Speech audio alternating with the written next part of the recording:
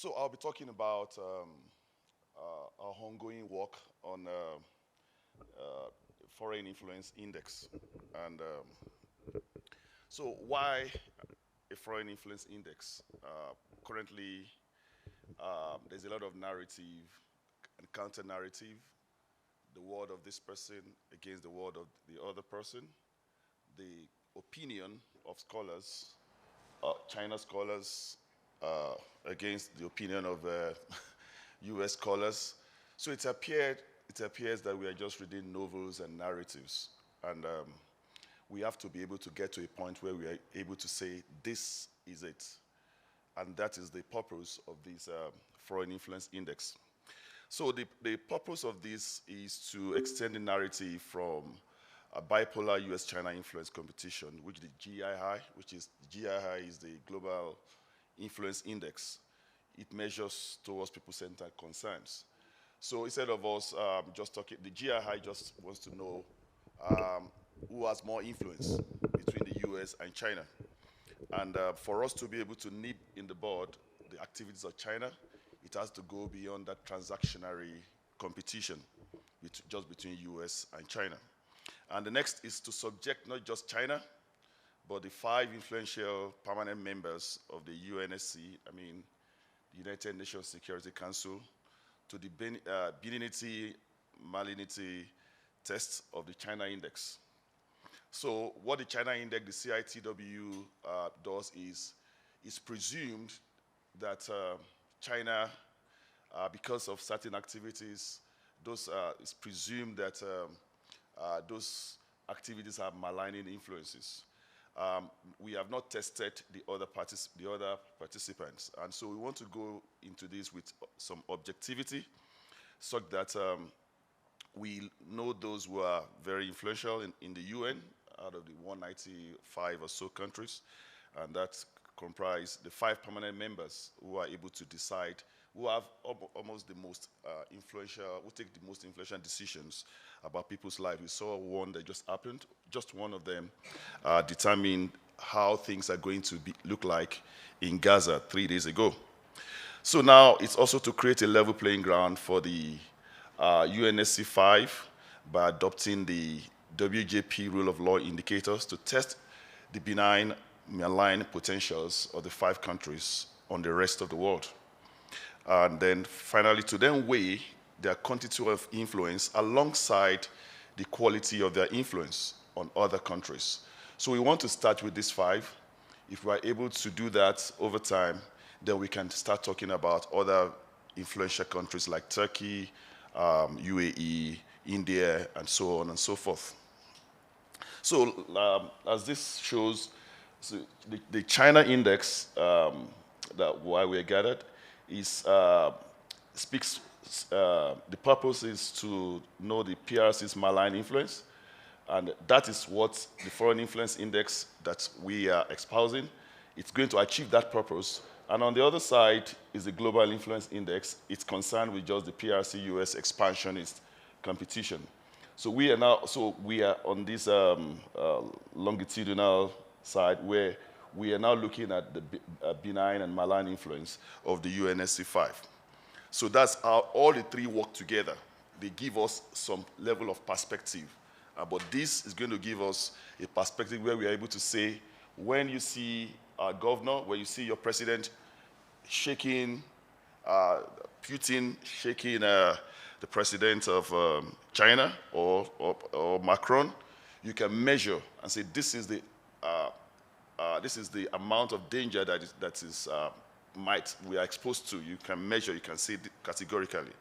Now, so instead of talking about China and all of that, we want to talk about the people-centered issues.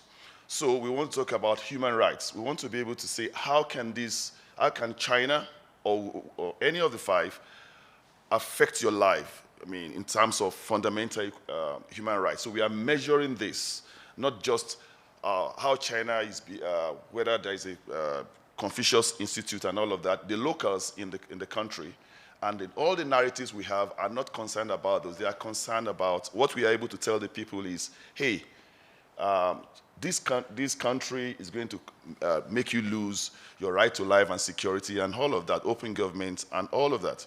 So these are the 8 legs that we are working on to, first of all, measure the quantity or the quantum of the influence of these 5 on each country, beginning with Nigeria. So we did a test for Nigeria. So there are 3 aspects. The first is measuring the bandwidth. So we want to know which of the 5 permanent members of the UNSC has the highest aggregate influence on a country.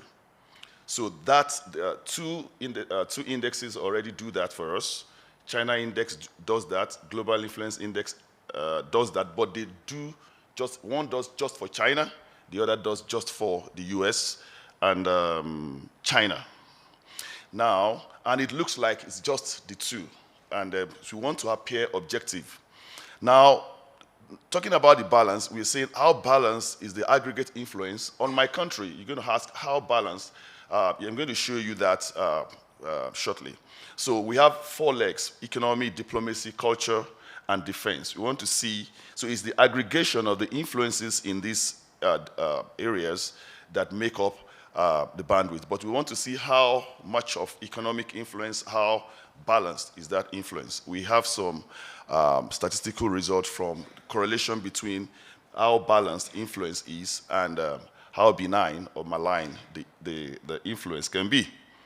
So finally, each person, each individual in every country is able to know, to determine and to say 40%, 30%, 20%, 80%. They are able to say it without equivocation. Now, this is an example of what we got, and you'll see that that's for 2023 figures. So on the far right, you'll see the summary of everything, foreign influence.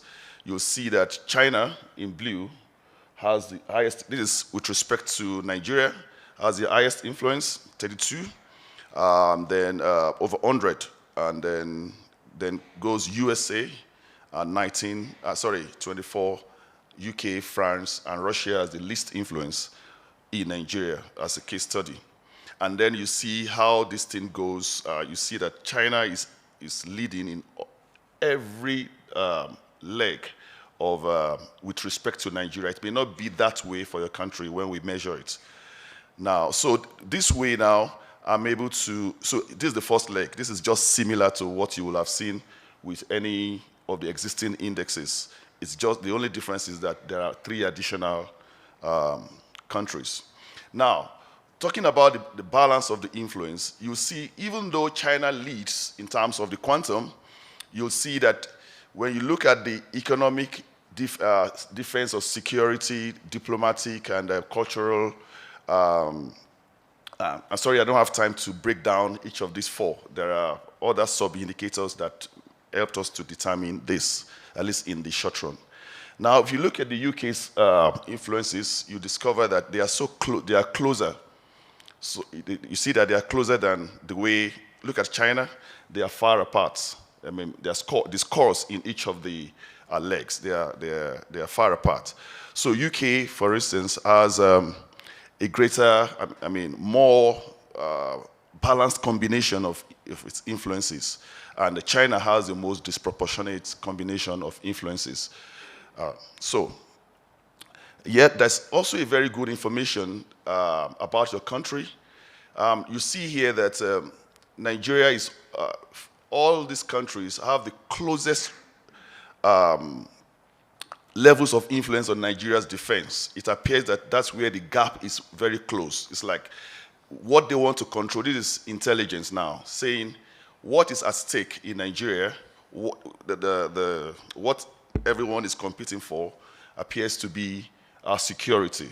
You see that there's a wide gap between China, for instance, and Russia in terms of economy, but it's not that way. It's not as big as that when it comes to defense or maybe diplomacy. Now, so we see, so this is the way it looks like now. I've been able to reverse it to be able to score it and be on the scale. So we have normalized the scores now. So 0 is the least balanced influence, and 10 is the most balanced influence. You see UK coming up here as the most balanced. That means there is no so much desperation to exert economic influence. It's just, it appears a little normal. So we have seen correlation between how balanced a country's influence is and their benignity, how benign their influence can be. I think this is it the last now? Also, you see here now, we have reached where we are able to now measure finally.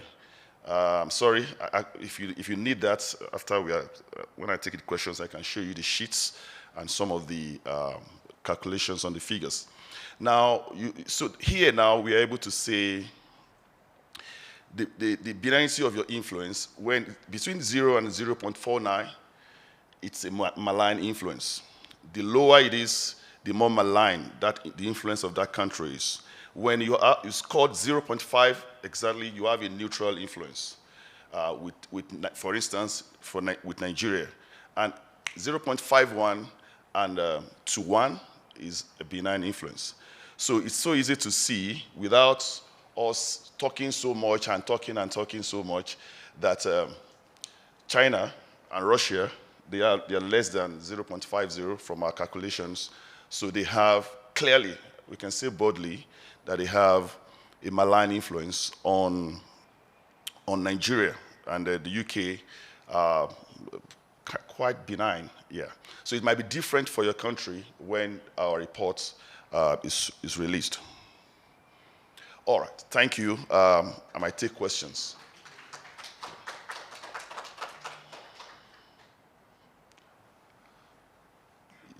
Yeah, it's time to discuss. I want to learn also. I want comments so that we can also factor these things in as we expand the reach of to other countries and we also do cross-country analysis. Yes.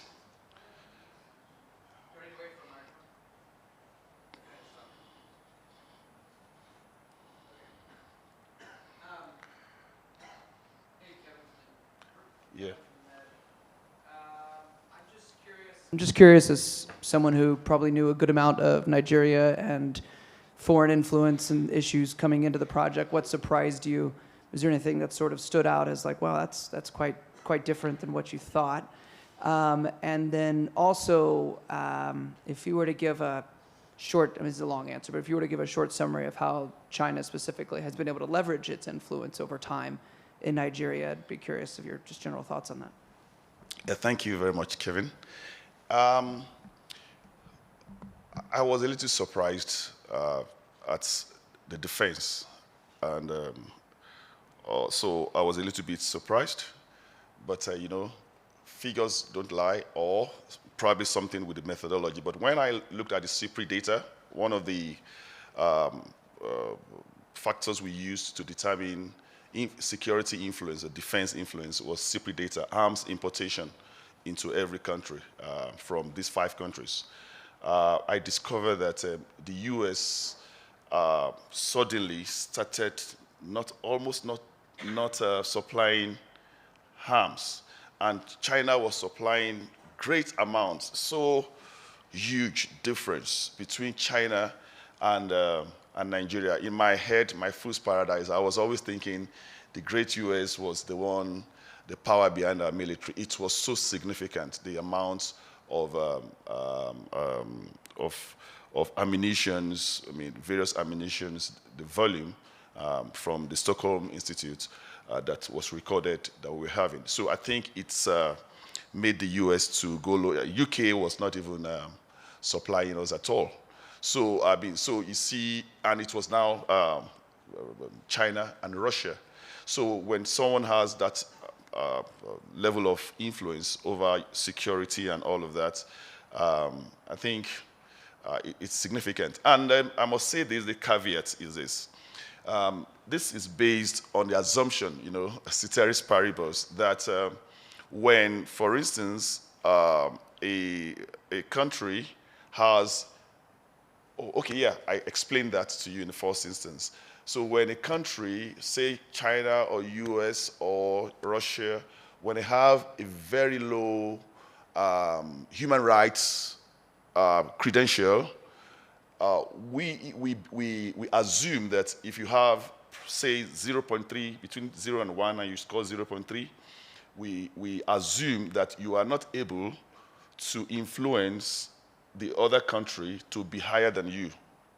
Those are the assumptions for the logic behind it. And we also assume that if you are scoring high, if a country is scoring high in terms of human rights, open government, and all these democratic norms and values, probably you're at 0.7, we believe that you have the potential to lift up, influence a country that has a very poor credential, probably around 0.2. You may not necessarily, because of your own self-interest, help them to strengthen their democracy as much as yours, but it's not likely that you will worsen their situation. So that's a caveat I want to put, so we can always argue around that. So to the other question, I think I almost missed it. Sorry, I think I've... How has China leveraged its influence in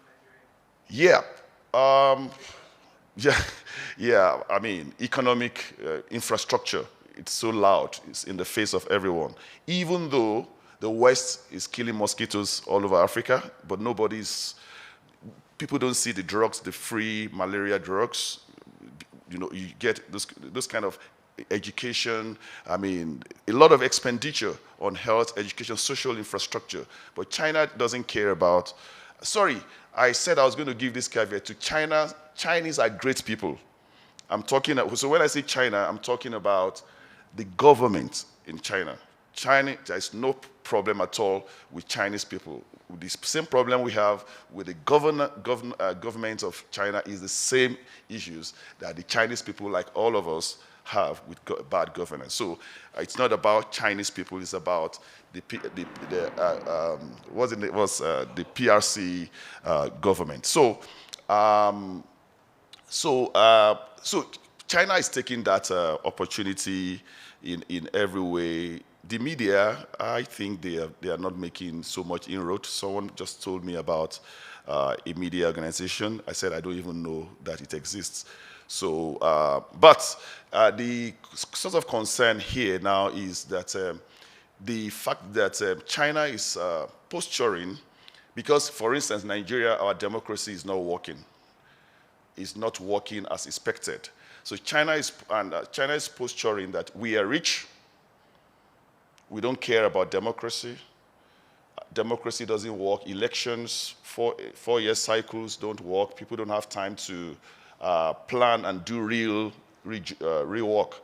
So you need a strong leader like Putin. You need a strong leader like Jinping. You know.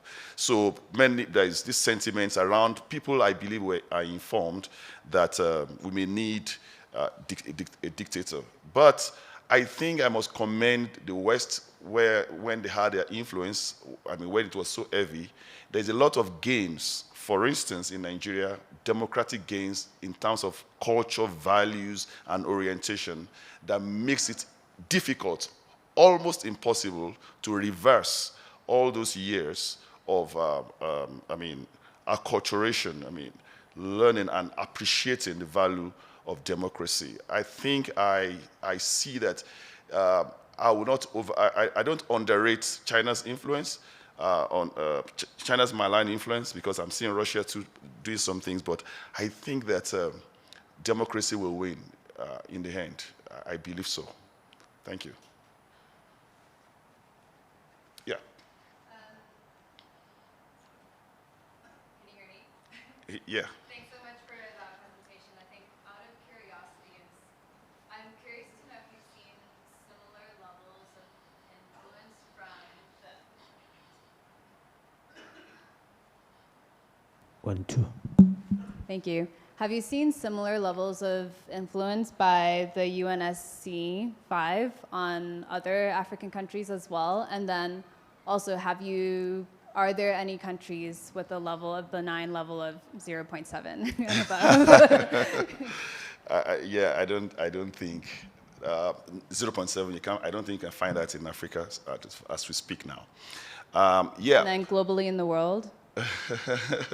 Yeah, currently Nigeria's democratic credential is worse than China's in terms of democratic values. So there's so much that China is doing to other countries. There's so much they are doing to themselves. So, so now there are two ways. I'll talk about Russia in the Sahel, and that's just overhead of Nigeria, where Nigeria appears to be the last frontier for Russia to break. So in the Sahel, Russia has dominance, and pro-Putin narrative, pro-Russia narratives are already filtering through the north, through the Sahel into the north of Nigeria.